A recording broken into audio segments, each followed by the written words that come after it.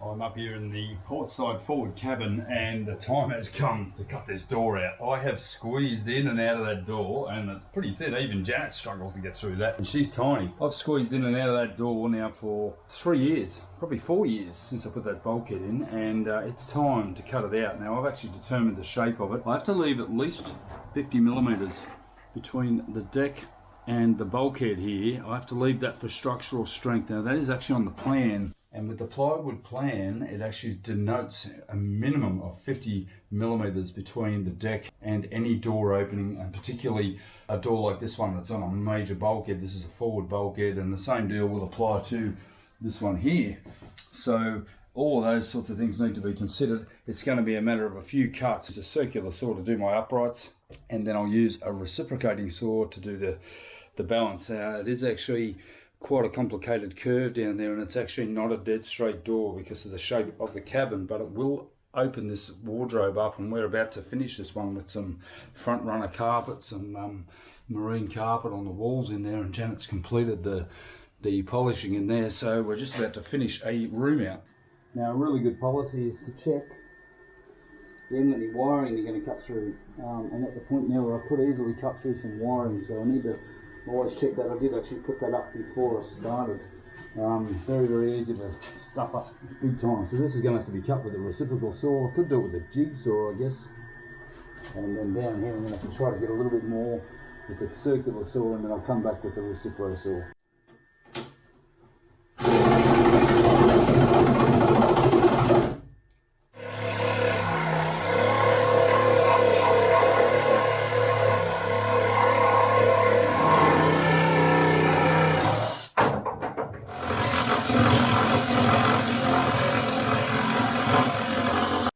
Well, that is definitely better. It's allowed good access. And one of the things I did way back when I was building the hull is I dropped a step inside the cupboard there by about a foot. Here's my new step here. I'm just going to make a quick template.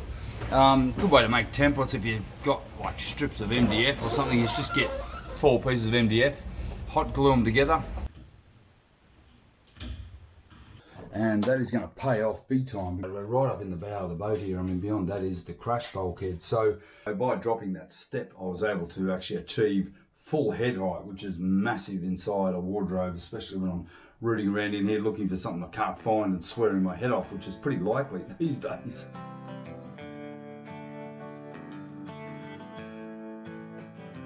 Now in our port head, this here, we have a port light here that had around about 80 millimeters of gap between the module and the actual port light itself. I've built this up with foam, glassed it.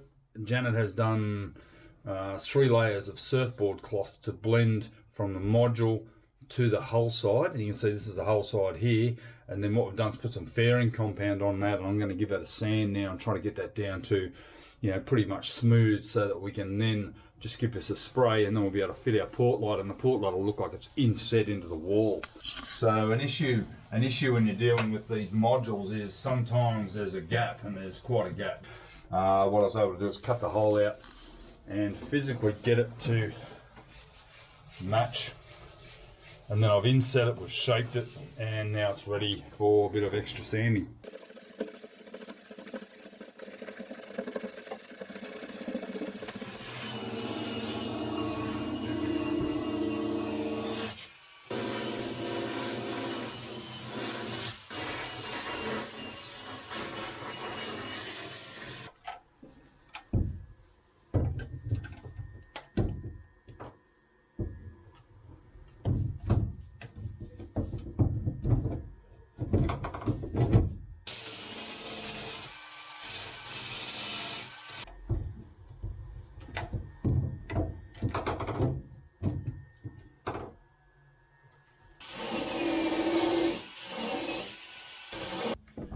I've had this port light here, major problem. I've got a lot of airspace in behind there, and I intend to run some plumbing in through there.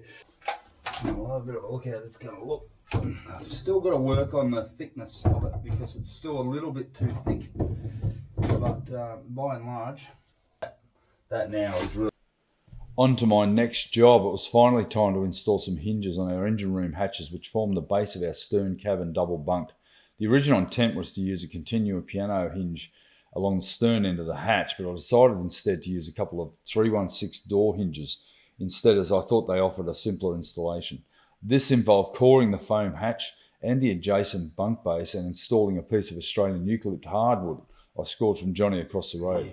I'm going to actually self-tap some holes through here, but then I'll have to remove a fair amount of the core at the back of this hinge here. Once I put a gas strut in here to hold the door up, the problem with that is that puts a lot of pressure on these hinges, and just tap threading into here is just not good enough. Eventually it's going to wear and give, so I'd rather do it properly the first time. Core it out, put in a plate like that, glue it in place, potentially glass it in place, and then screw it through with nuts and bolts with some countersunk headed bolts, or countersunk headed bolts here, which would actually make this rock solid and bonded into the actual substrate of the bed here.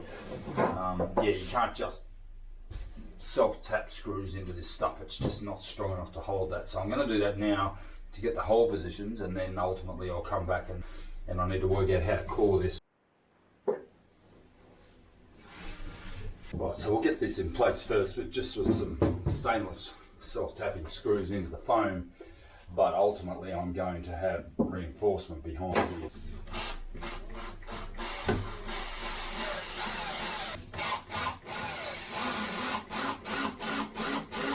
This is the bit that's just going to take forever, and filming it doesn't help because it takes twice as long, 3 times longer when you film it.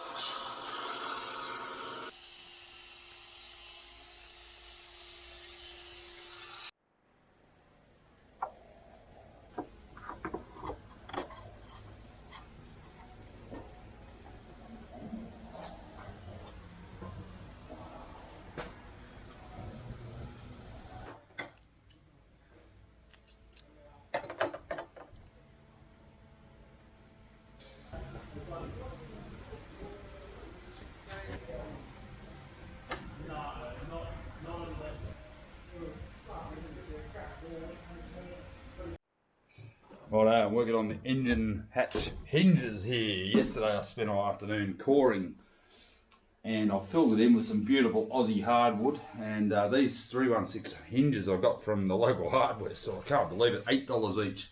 They'd be $40 each if they were in a marine chandlery, but anyway, we've scored, so I'm just going to mount them to the engine hatch and we'll go from there. Janet's actually busily, you've been polishing this area for 3 days, haven't you? Oh, what's new? It's pretty amazing, but I'll tell you what, it's going to be one spray right across, and that is going to be finished, and that's going to be a real milestone. And then all I have to do is along the floor here, and this area is pretty much sprayed out. There won't be any more spraying going on inside the boat once I do this bit, so I'll be pretty happy about that.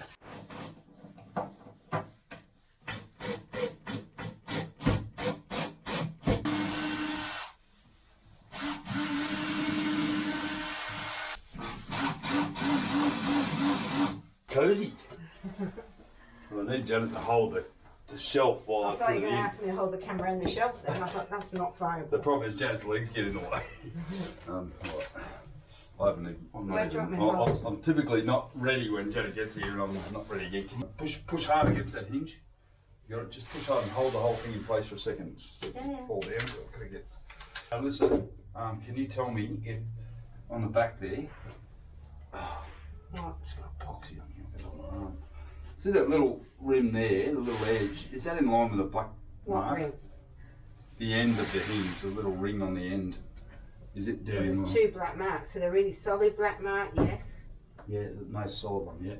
What about the other ones? Is it in line? It looks like it is. It looks like it is from here, but you know, I'm not over the top of it.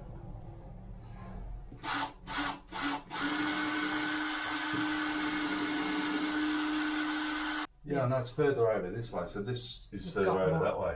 So it's got more headroom. It's got more room for. It's actually got another inch, yeah, it's higher on this side. This bed must be a bit lower. That's bad craftsmanship. Yeah, shoddy. She's being serious. Aren't you? She's being serious. No, I'm not. Well. Now, I have a mandate to keep careering ahead with all the major mods on the build, but I'm happy to leave the integrations and polishing to Janet, who seems to enjoy putting on some tunes and getting down whilst polishing every single joint. I'll just remind you of what this area consists of, as the saloon suite is made up of the deck, the module itself, and all types of tabbing to secure it to the main bulkhead. It's not until you see the vision of where it has come from that you really appreciate the amount of work that has been invested into making this thing seem seamless. In essence, Janet spent around 4 days polishing and fairing this region to make it look like it never happened. This could be said of the entire boat, as integrating the mods and additions has been the hardest part, but so worth it. What are you doing lounging around? Got the shits, haven't you?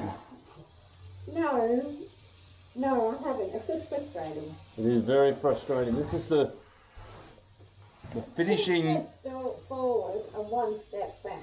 Yeah, we're at the 2 steps forward, 1 step back, rather than 1 step forward, 2 steps back. But yeah, we sprayed this up again, and we're just having a little bit of wear through. It's just impossible when you're dealing with gel coat to get it right. So you just need to keep going and get rid of the divots, and then we'll come back and I can do a fine little touch-up spray there when I spray What you the said floor. last time. Get on with it. Stop whinging. We're 2 steps back, but I'm through now. You wear through? That's all right. That's all right. Don't worry about it. Don't worry about it. Sort it. I haven't finished that bit, and it's still gone through.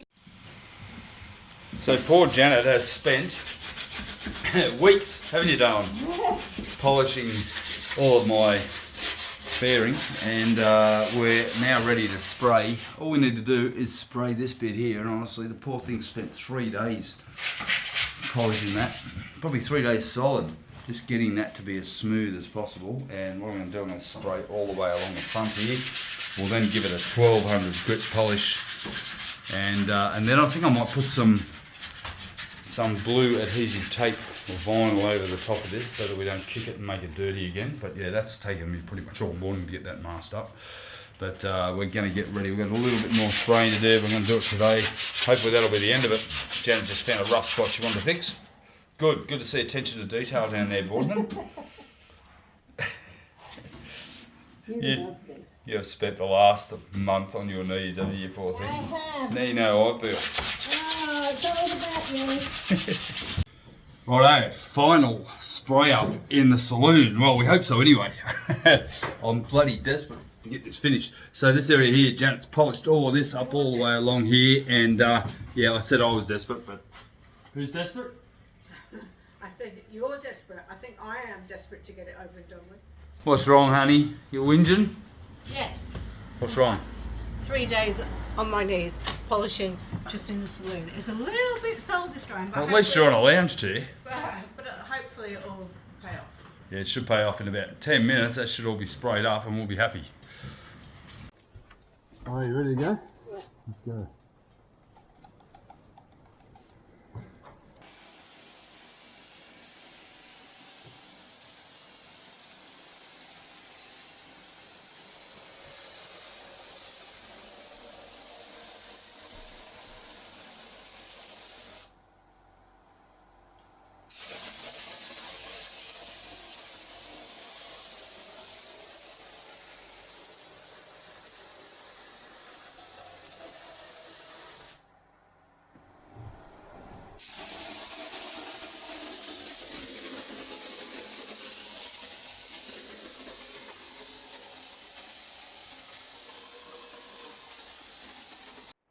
Well, that was pretty full on.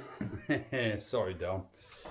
Yep, so it actually got better as we went along, but I've got a bit of orange peel. I think I probably had a little bit too much gun pressure. Never get it right. It doesn't matter how hard I try. Anyway, it's all sprayed, and it's going to be pretty simple in a matter of removing all this masking tape and then having a gentle polish, Janet. That's the answer. We don't need your aggressive polishing. We just need to have it gentle. Okay? No argument from me. Janet just said, I am not polishing that again. I don't care how long it takes. I'm not doing another 3 days fixing your stuff ups. I think it's going to look all right. It's there's a bit orange peel in the middle, but we may even leave that as a feature.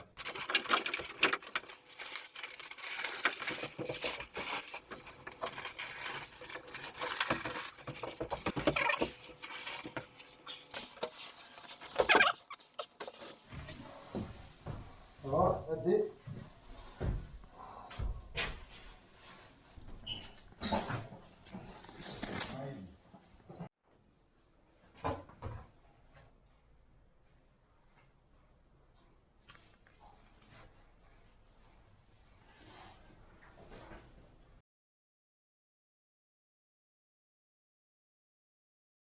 Now I'm back up to the hardtop roof with our rain coping that was ready for some fairing prior to a spray up next week.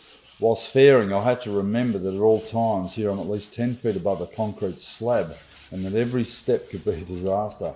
I'd be reminded of that in the coming day. I had to discover exactly what that was all about.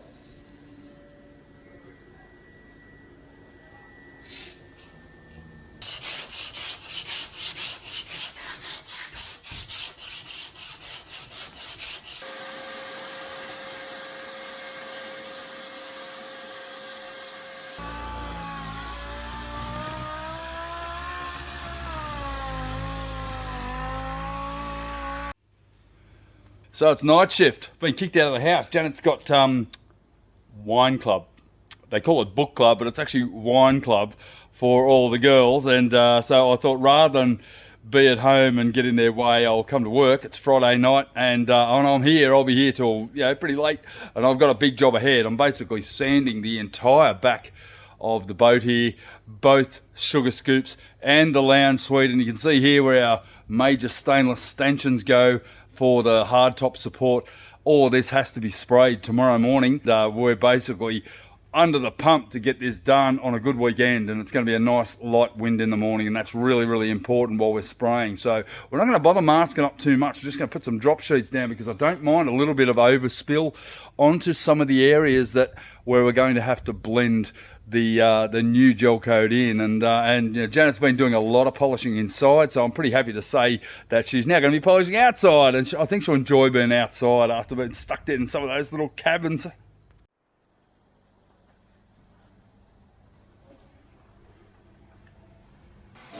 So we're getting ready for the final back spray.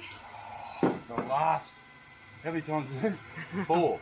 You keep telling me it's the last. The second one was the last, and here we are on a 4th one. We've basically got to do it again. So I'm hoping it's the last. I'm not happy until it's done right. So we're getting prepped. I'm going to just put some plastic around these uprights because I'd hate to get the paint on the uprights. And then the drop sheets are going down again. Yeah, clean off my grubby foot marks. My shoes are disgusting. Righto, so we're fully masked up. We're ready to go. Give everything a good quick wipe down with acetone, and before the wind gets up we want to spray it. So we're going to start up here on the lounge suite. Come right across the top here. I'll work my way down this side, and then I'll do the other side, and then we'll do the back of the lounge suite. So there's quite a lot to do. There's going to be probably about 5 or 6 kilos of gel coat about to be sprayed, or flow coat, because we're at the flow coat stage now. And as you can see, it's all pretty clean, and there's a couple of wear through areas, so I don't need to put a lot of material on a lot of places, but I'll be spraying the whole lot and then concentrating on the areas that are worn through, just like that. We're only going to do the inside. We're not doing the outboard sides because they need to be done separately, because that still needs a bit of fairing. Doing well, done. Clean those grubby foot marks up. You can see where the black stuff there, that's the grease from the driveway off my shoes. I've got to get rid of that.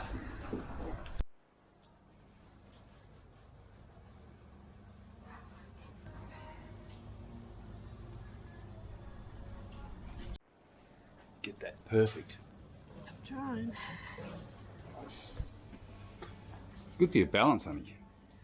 At our age, it's really good to do all this. It's good for core strength and balance.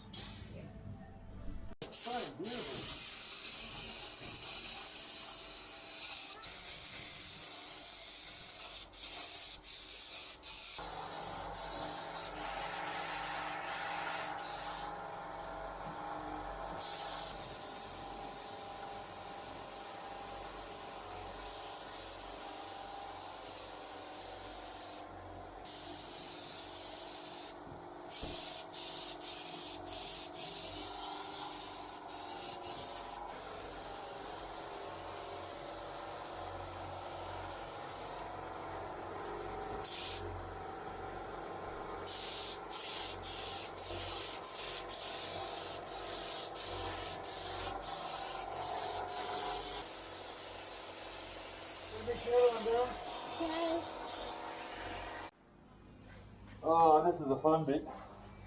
The gun service after every fourth.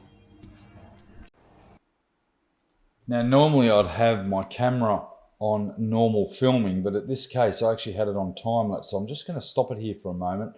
You'll see that I'm actually inside the hatch. I fell backwards through the hatch. I'd masked that off with cardboard to get a perfect finish on the surround, only to land squarely on my back on the ridge of the hatch. And I also belted and degloved the muscle on my knee on the way through on the combing drain, leaving me in a bad way for a minute or two. Janet's concern was considerable, as was mine, as I failed to register the gravity of the fall at the time. But after a while, I picked myself up and finished the job without spilling a drop. How good's that? The ramifications of the fall wouldn't be clear until later that night, when my knee blew up to the size of a small watermelon. This was the beginning of a pretty tough couple of months for me, working with a very, very average knee. Right, we're on to our last lot. I've moved Janet out of harm's way. Just have a look up there. It's looking amazing. And you can see the hole in the hatch. Well, there's a good reason for that. We're not talking about it. We're not talking about it. But I'm one very lucky man. Okay, let's get on with it.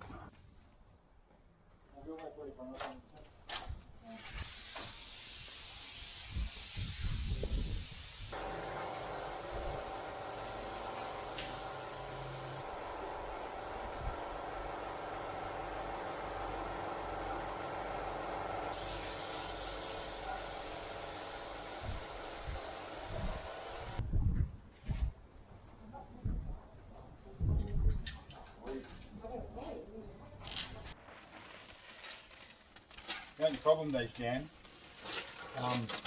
when I remove this, it's going to highlight how dirty the rest of the boat is. Yeah. Oh well. You look over here, look, see how nice it is, how nice and clean it is there. And then, look at this. Yuck!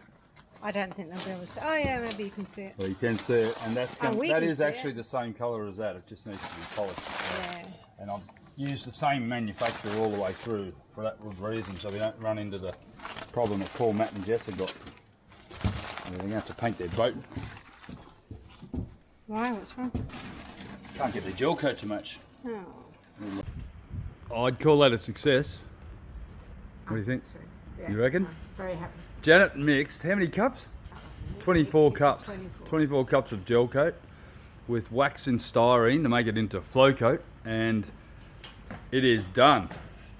I mean, if that's not as close to perfect as you could get, I mean, wow, that is looking so good.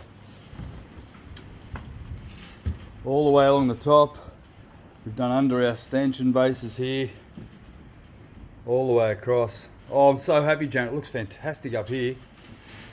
Oh, there's a hole in the hatch. I wonder what happened there. I know, I threw a rock through it. Yours truly went A over T into that hatch, and it was not pleasant. It's all good. I'm still alive. I'm still walking. Just. We're not talking about it, are we, Jen? So it may not look much different to you guys, but it is absolutely white perfect, and we're into the polishing phase of the stern of the boat, and that way we can incorporate it into the rest of the boat, which needs a polish as well. So Janet offered to polish the boat back then, but is that offer still stand? I'm not doing it on my own. We're going to bring Ellen into it. No. Yes! You into it. Ellen's going to be living with us, so she's got a polishing job. She's going to be good at it too. Our Ellen does like to be a perfectionist. We'll see how good a perfectionist she's going to be.